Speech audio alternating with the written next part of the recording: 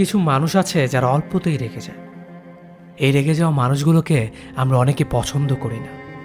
এদের দেখলে বিরক্তি একটা ভাব চলে আসে। মনে মনে ভাবি এদের মন বলতে কিছু নেই নাকি।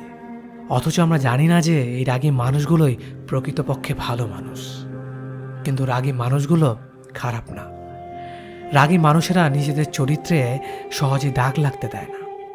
এতে যাই হোক না কেন, এদের ব্যক্তিত্ব যতটা নিখুঁত ঠিক ততটাই প্রখর। এরা সহজে হারতে শেখেনি। রাগ সবসময় খারাপ অর্থ বহন করে না। মাঝে মাঝে রাগের মধ্যেও নিজের ব্যক্তিত্বকে তুলে ধরা যায়। তবে অকারণে রাগ করা কিংবা অল্পতেই রেগে যাওয়া খুব খারাপ। এসব রাগের কোনো মূল্য নেই। এসব রাগ হলো এক ধরনের ছেঁচড়ামি। রাগী মানুষগুলো যা বলবে সব তোমার সামনেই বলবে।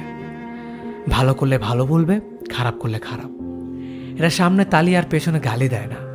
যা বলবে সব মুখের ওপর বলবে। শুধুমাত্র এই কারণেই তারা অনেকের কাছে খারাপ হয়ে যায়। যার রাগ যত বেশি তার মনে ভালোবাসাও ততটাই বেশি। যার রক্ত যতটা গরম তার মনও ততটাই নরম। যে বেশি বকাঝকা করে সে নীরবে ততটাই কাঁদে। যে তোমাকে যতটা কাঁদায় সে তোমার হাসির জন্য ততটাই কারণ খুঁজতে থাকে। তাই রাগী মানুষদের আপন করতে শিখো। একবার আপন হয়ে গেলে তারা সহজেই পর করে দেয় না। রাগী মানুষগুলো ভালোবাসা খুব কম পায়, কিন্তু যতটুকু পায় ঠিক ততটুকু ধরে রাখতে জানে।